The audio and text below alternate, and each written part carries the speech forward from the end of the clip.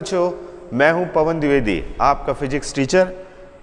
पिछले 2 सत्रों में हमने शुरुआत की थी इलेक्ट्रोस्टैटिक्स की, जो कि आपकी आने वाली परीक्षा जो 20 तारीख से शुरू हो रही है, उसमें फिजिक्स में जो क्वेश्चन आने वाले हैं, जो आ सकते हैं, उन पे हमने बात की थी। वो 16 नंबर का जो सेगमेंट है, पहला सेगमेंट, उसका पहला अध्याय के कुछ खास क्वेश्चन हमने कर लिए थे। उसका चैप्टर 2 है विद्युत विभव एवं धारिता, इलेक्ट्रिक पोटेंशियल और विद्युत धारिता। उसके कुछ इंपॉर्टेंट क्वेश्चन पे आज हम बात करेंगे, जो परीक्षा की दृष्टि से बहुत महत्वपूर्ण है। तो आज हमारा टारगेट रहेगा, हम सबसे पहले उस चैप्टर के विद्युत विभव जो शुरुआत है, इलेक्ट्रिक पोटेंशियल को समझेंगे। फिर एक खास डेरिवेशन हम करेंगे व्यंजक, जो कि है बिंदु आवेश के कारण किसी बिंदु पर विभव का व्यंजक।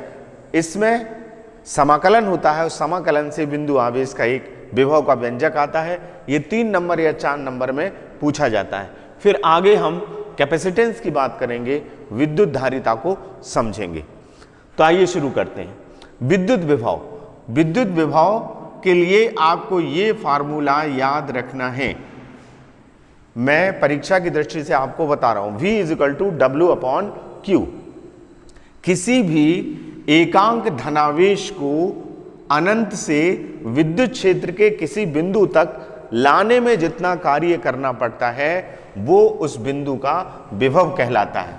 यदि इस सूत्र में Q बराबर हम 1 रख दें, तो V बराबर आएगा हमारा W। W/A means W। तो 1 का मतलब हुआ एकांक आवेश। एकांक आवेश को बहुत दूर से, अनंत से विद्युत क्षेत्र के किसी बिंदु तक लाने में जितना कार्य करना पड़ता है, वर्क डन, चूंकि W को हम वर्क कहते हैं, तो वो कहलाता है हमारा उस बिंदु पर विद्युत विभव। प्रश्न हमारा ये आता है, इस प्रश्न को आप याद रख लें कि विद्युत विभव की परिभाषा और मात्रक एवं विमीय सूत्र, इसमें से कुछ भी एक नंबर के प्रश्न में ऑब्जेक्टिव है, खाली स्थान है, उसमें ये चीजें पूछी जाती हैं। तो मैंने जैसे कि बताया, परिभाषा आप लिख लेंगे, अनंत से किसी एकांक धनावेश को अनंत से विद्युत क्षेत्र के किसी बिंदु तक लाने में किया गया कार्य उस बिंदु का विद्युत विभव कहलाता है। विद्युत विभव का सूत्र, यदि Q आवेश को अनंत से विद्युत क्षेत्र के किसी बिंदु तक लाने में किया गया कार्य W हो, तो V बराबर W/Q। ये विभव का सूत्र आप लिख देंगे।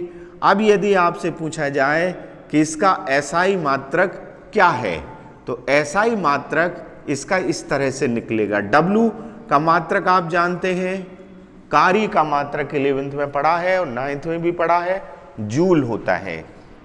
और आवेश का मात्रक होता है कूलाम, जूल प्रति कूलाम। इस जूल प्रति कूलाम को हम क्या कहते हैं? वोल्ट कहते हैं। तो आप ध्यान रखिए, ऑब्जेक्टिव में यदि आता है कि विद्युत विभव का मात्रक, 4 ऑप्शन दिए हैं आपको, उसमें एक ऑप्शन दिया है जूल प्रति कूलाम, तो जूल प्रति कूलाम भी विद्युत विभव का मात्रक है।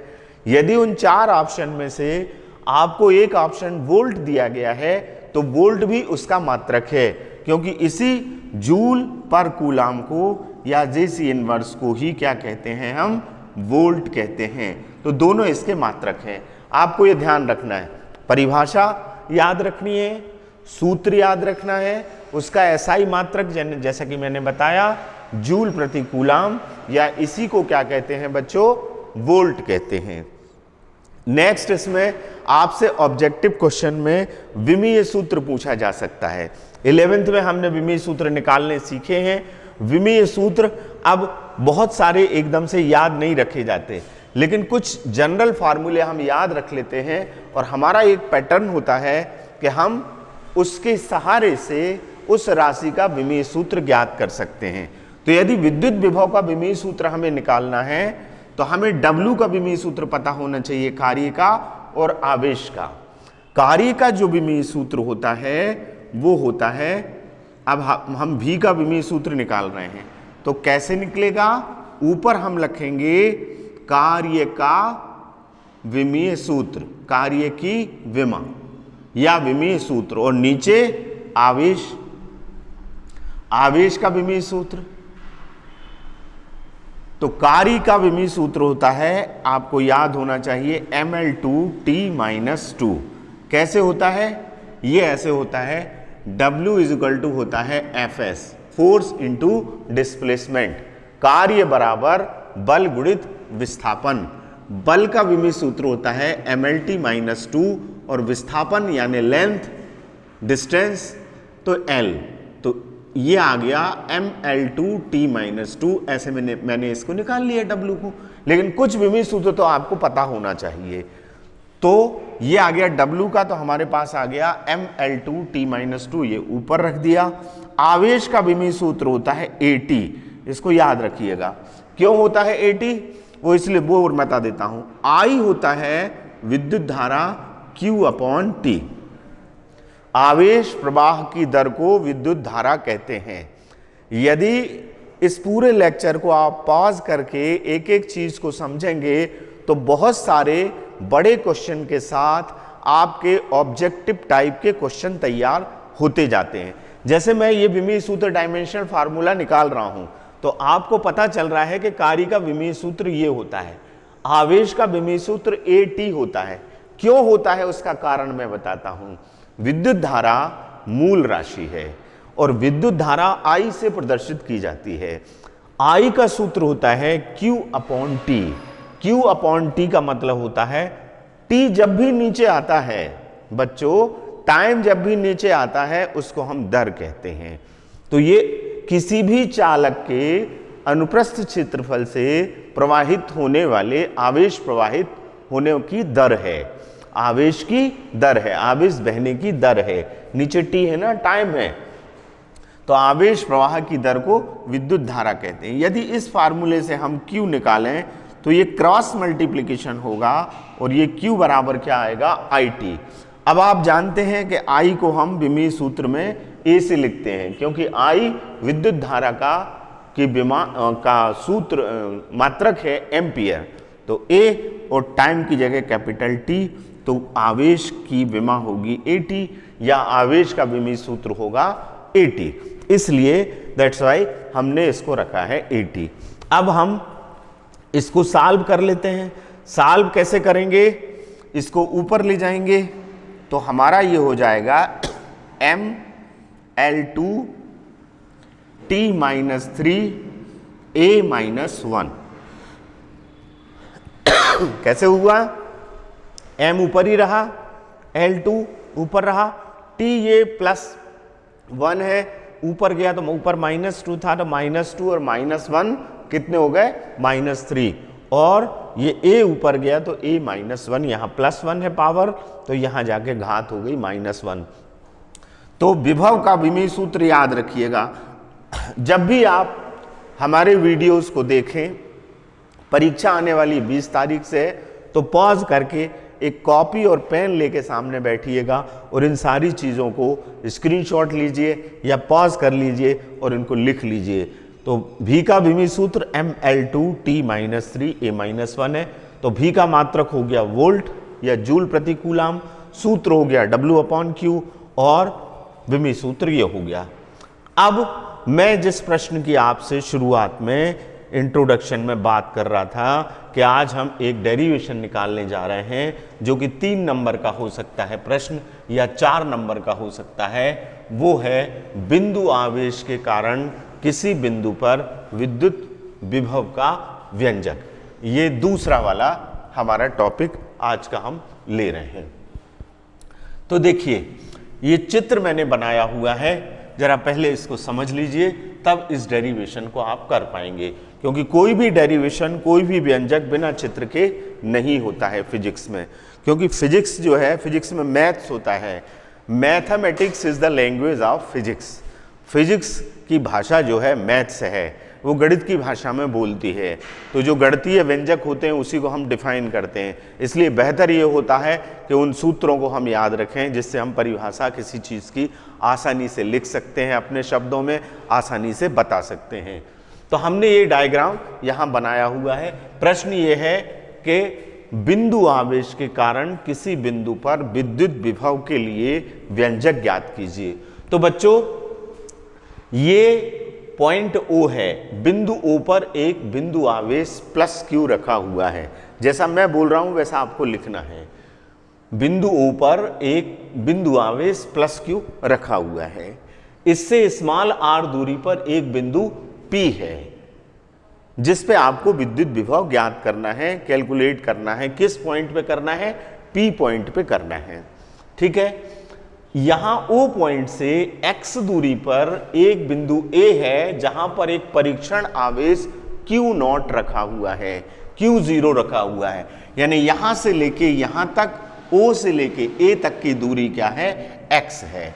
ठीक है, विद्युत विभव निकालने के लिए आपको आवेश को विद्युत क्षेत्र में लाने में किया गया कार्य कैलकुलेट करना है, क्योंकि हमने अभी देखा विद्युत विभव की परिभाषा में या उसके सूत्र में वो W/Q होता है। W यानी कार्य, कहां से? इन्फिनिटी से, अनंत से लाने में किया गया कार्य। तो फिजिक्स में ये तरीका है किसी भी बड़ी चीज को निकालने का कि आप पहले छोटे छोटे सेगमेंट में उसको बांटिएगा।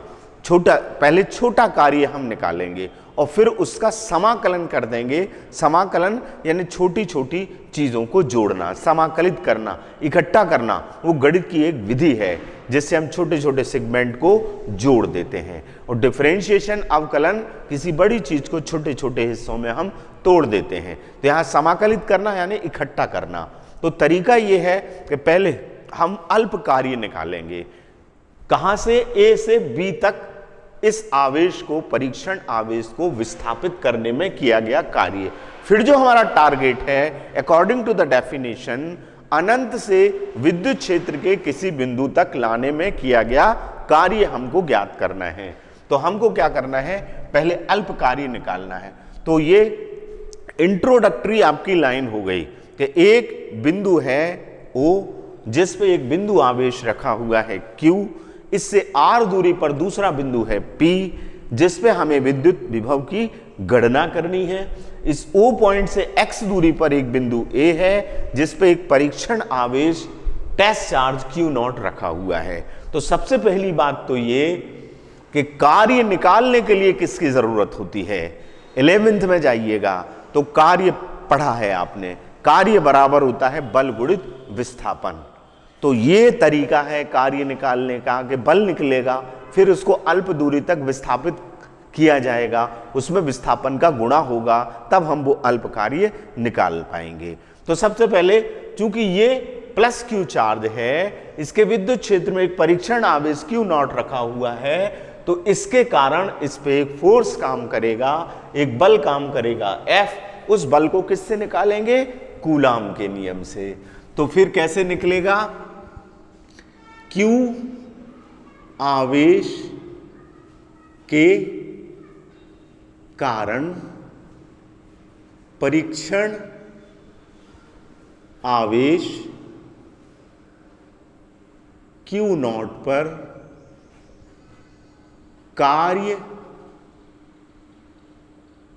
करने वाला बल किस नियम से निकलेगा? पिछले सत्र में आपने पढ़ लिया है, कूलाम के नियम से। तो कूलाम के नियम से, कूलाम का नियम क्या होता है? दोनों आवेशों का गुणनफल आएगा, बीच की दूरी का वर्ग आएगा। तो हमारा F आया 1/4 पाई एप्सिलॉन 0। हम निर्वात या वायु की बात कर रहे हैं। यदि किसी माध्यम की बात कर रहे होते तो हम इसमें K लिख देते। यहां दोनों आवेश आ गए QQ0, QQ0। डिस्टेंस कितनी है? देखिए, यहां से लेके यहां तक की दूरी है x, तो नीचे आएगा x²। ये डायरेक्शन इसका होगा OP दिशा में। ये हमारा बल हो गया और ये हमारा समीकरण 1 हो गया। तो हमने पहले बल निकाला, अब हमें इसे विस्थापित करना है अल्प दूरी A से B तक, है ना? तो हम अल्प दूरी विस्थापित करने में किया गया कार्य निकालेंगे। तो यहां लिखेंगे परीक्षण आवेश Q0 को अल्प दूरी कहां से, ए से बी, कितनी, dx, विस्थापित करने में किया गया कार्य। कॉपी पेन लेके आप बैठिए और वीडियो देखते समय इसको लिखते जाइए और एक दो बार इसको करके देखिएगा, तो ये डेरिवेशन आपको समझ में आ जाएगा। तो परीक्षण आवेश Q0 को अल्प दूरी कहां से, ए से बी तक विस्थापित करने में किया गया कार्य कैसे निकालेंगे। कार्य बराबर होता है बल गुणित विस्थापन, ये हम 11 से जानते हैं। इस कार्य को हम छोटा कार्य है dw मान लेते हैं, F इंटू माइनस dx। अब यहां ऋण चिन्ह क्यों आया है, सवाल ये उठता है। हम विस्थापन को dx भी लिख सकते थे, इसलिए आया है कि बल की दिशा ये है, ओपी डायरेक्शन है, और विस्थापन की दिशा विपरीत है। बल और विस्थापन की दिशा कैसी है, विपरीत है। विस्थापन की दिशा किसी है, अपोजिट है, अपोजिट डायरेक्शन में लग रहा है, इसलिए यहां ऋण चिन्ह आया। ये हमारा क्या हो गया, समीकरण 2 हो गया। हम इसको ऐसे भी लिख सकते हैं, माइनस को आगे लगा दीजिएगा, F इंटू dx, इक्वेशन 2 हो गया। अब हम इस समीकरण 1 का मान समीकरण 2 में रख देंगे। तो समीकरण 1 व समीकरण 2 से हमारे पास आ जाएगा dw equals to minus 1/4 pi epsilon 0 Q0 upon x square dx। देखिए जब हम समाकलन करते हैं तो ये और ये एक सा होना चाहिए, यहां x स्क्वायर आ गया और dx आ गया। अब ये तो कार्य आया अल्प कार्य, कहां से, a से b तक लाने में किया गया कार्य, लेकिन हमें ज्ञात करना है अनंत से विद्युत क्षेत्र के किसी बिंदु यानी P तक, वो दूरी क्या है, R है, तक लाने में किया गया कार्य। तो इस पूरे व्यंजक का क्या होगा, समाकलन होगा, और समाकलन की वो लिमिट्स क्या होंगी, इन्फिनिटी टू R। हम उस समाकलन को बहुत इत्मीनान से आपको समझा देते हैं, क्योंकि इसमें मैथमेटिक्स वाले जो स्टूडेंट होते हैं वो समाकलन को अपनी 12th की गणित में पढ़ते हैं तो वो आसानी से इसको कर लेते हैं, लेकिन जो हमारे जीव विज्ञान संकाय के विद्यार्थी होते हैं उनको समाकलन करने में परेशानी जाती है। लेकिन मैं आपकी परेशानी दूर कर दूंगा, इतने इत्मीनान से उस समाकलन को बताऊंगा कि आपको समझ, बशर्ते आपको अपनी कॉपी में इसको नोट करना है और समझना है। अब हम इसका समाकलन करेंगे, इतना आपने नोट कर लिया होगा। तो हम क्या करते हैं, इसका समाकलन करते हैं वो कार्य निकालने के लिए। तो यहां हम लिखेंगे, इसलिए Q0 को अनंत से R दूरी तक लाने में किया गया कार्य। ये कार्य बड़ा कार्य है तो dw का समाकलन होगा तो वो क्या हो जाएगा, w। यहां लिमिट लग जाएंगी इन्फिनिटी टू R। कहां से कहां तक ला रहे हैं, कौन सा व्यंजक है ये, minus 1/4 pi epsilon 0 Q0 upon x square dx। ये हमारा इक्वेशन था जो 1 और 2 समीकरण के मान रखने के बाद आया। अब हम जिसका समाकलन करना है उसको रखेंगे और बाकी की चीजों को समाकलन के निशान के बाहर ले आएंगे।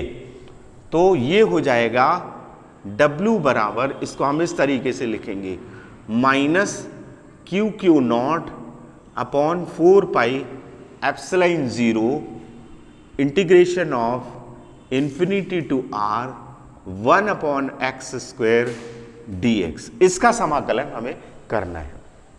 अब समाकलन कैसे होगा, नीचे x स्क्वायर है तो नीचे समाकलन नहीं होगा, इसको हमें क्या करना पड़ेगा, ऊपर ले जाना पड़ेगा। तो नेक्स्ट स्टेप में हम क्या करेंगे बच्चों, Q not upon 4 pi epsilon 0 integration infinity to R. ये ऊपर जाएगा तो पावर काय की हो जाएगी, माइनस की हो जाएगी, x की पावर -2 डॉट इंटू dx। अब आपको पता है सिंपली समाकलन का जो पहला सूत्र है वो ये है, मैं यहां लिख देता हूं समाकलन होता कैसे है। समाकलन का जो फर्स्ट सूत्र है वो ये है x की पावर n dx। इसका समाकलन होता है n+1 अपॉन n+1। x की पावर यदि n है तो एक पावर उसमें जुड़ती है और उतने का ही भाग होता है। दूसरी बात, लिमिट को कैसे खोला जाता है।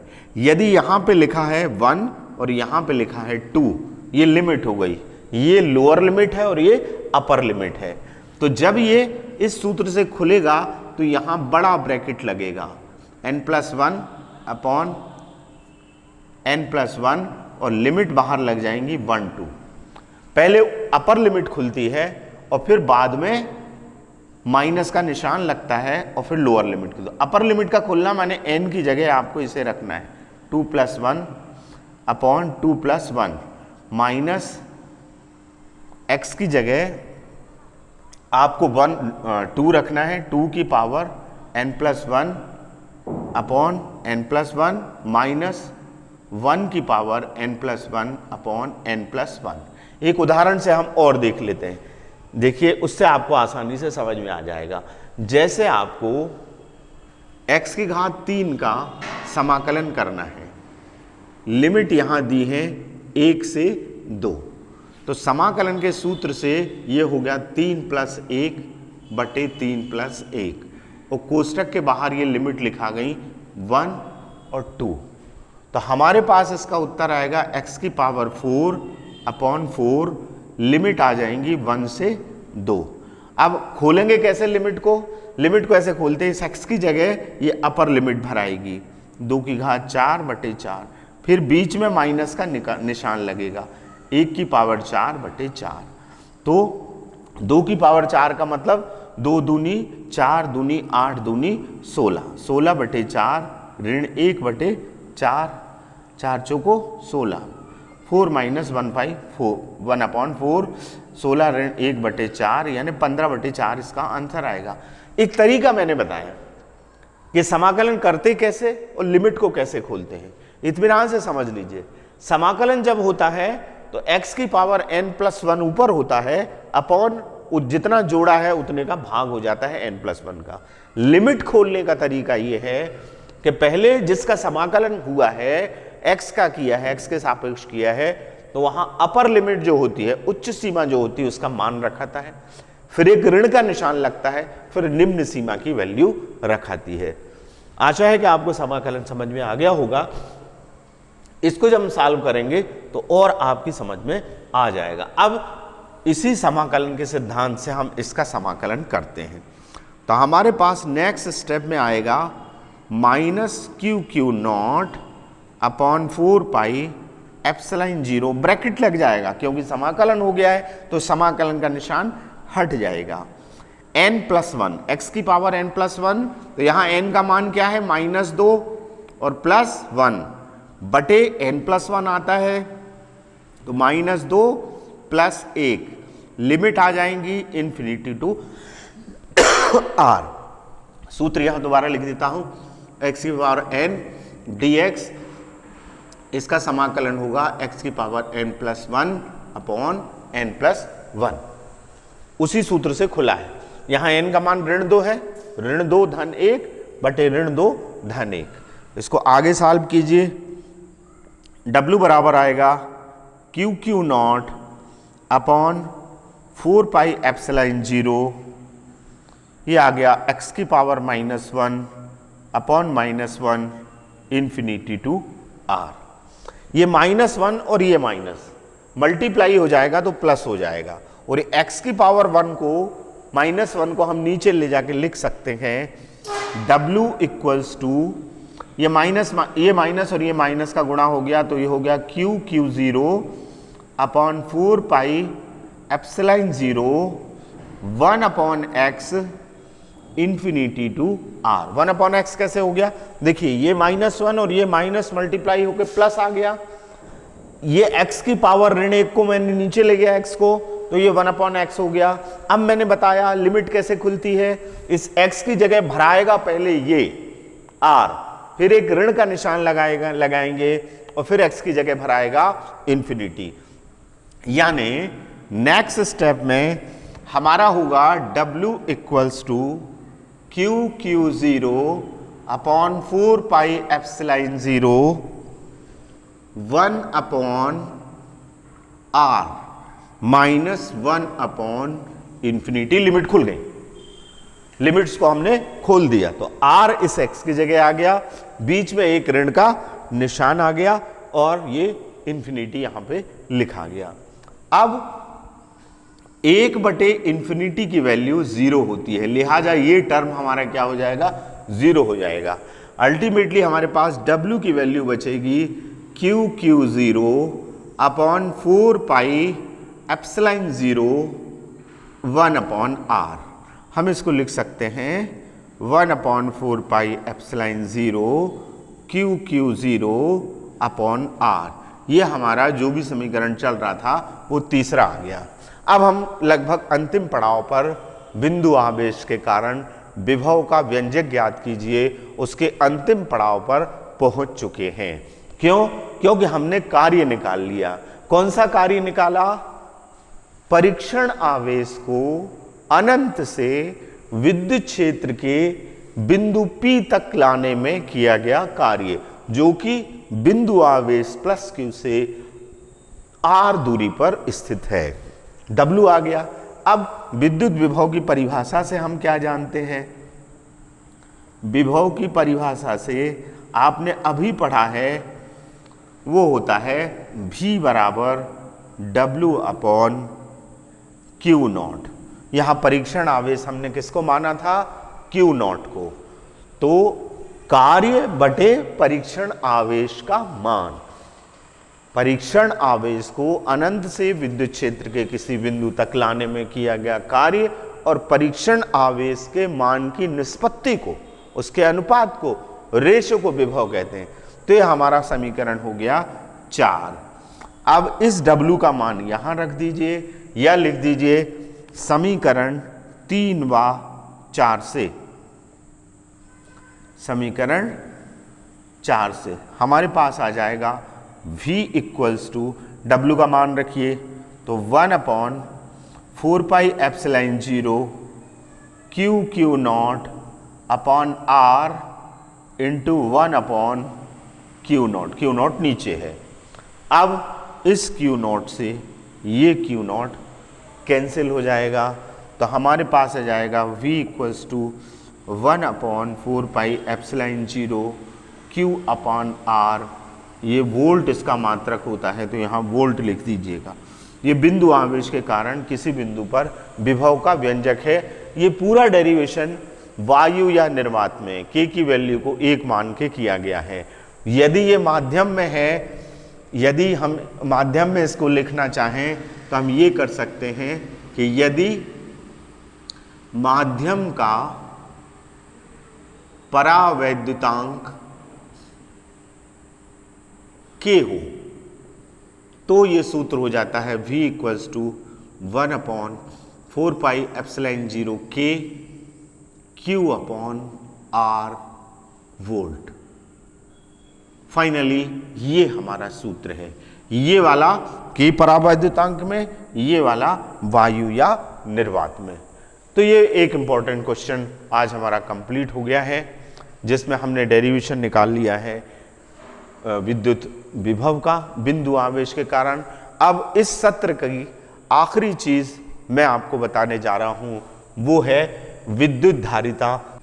एक और बहुत इंपॉर्टेंट चीज है जो मैंने इंट्रोडक्शन में ही 3 बातों में चर्चा करने की बात की थी, वो है विद्युत धारिता, इलेक्ट्रिक कैपेसिटेंस।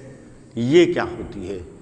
ठीक है, तो देखिए विद्युत धारिता सिंपल चीज है। वो ये है कि किसी भी चालक को हम आवेश देते हैं, किसी भी कंडक्टर को जब आवेश दिया जाता है तो उसका विभव बढ़ता है। किसी बर्तन में हम पानी डालेंगे तो बर्तन का लेवल बढ़ने लगेगा। ठीक उसी तरह से किसी चीज को, किसी चालक को, किसी कंडक्टर को चार्ज किया जाता है तो उसका विभव, उसकी विद्युतीय अवस्था बढ़ती है, विभव बढ़ता है। तो हम ये कह सकते हैं कि किसी चालक को आवेश देने पर उसका आवेश समानुपाती होता है विभव में वृद्धि के, विभव में वृद्धि के। या यूं कह सकते हैं, यदि आवेश हमने Q दिया है और चालक के विभव में वृद्धि V है तो Q समानुपाती क्या होता है, V। आप जानते ही हैं कि समानुपाती को जब बराबर में बदला जाता है तो एक कांस्टेंट का, एक नियतांक का, एक स्थिरांक का हमें गुणा करना पड़ता है।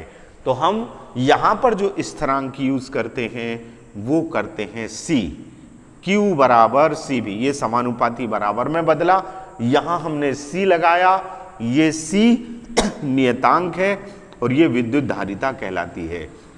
इसको इलेक्ट्रिक कैपेसिटेंस कहते हैं। ठीक है, अभी परिभाषा फिजिक्स में कैसे निकाली जाती है, जिसकी परिभाषा निकालना है उसे छोड़ के बाकी चीजों को 1 कर दीजिए। तो यहां C जो कांस्टेंट है वो कैपेसिटी है।